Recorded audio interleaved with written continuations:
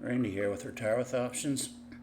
I got a question through Twitter about my Tesla trades, and someone was asking, why do I roll these out before the expiration date?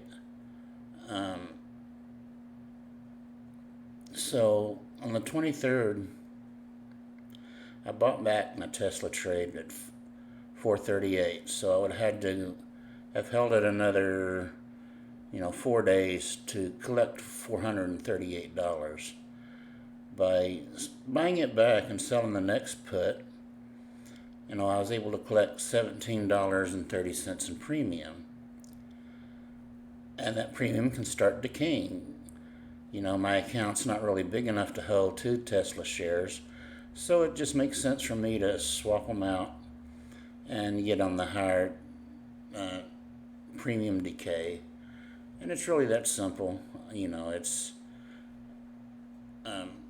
once your premium gets down, to less than 50% of your original cost to 25%, it makes sense to start thinking about swapping it out. And that's what I did.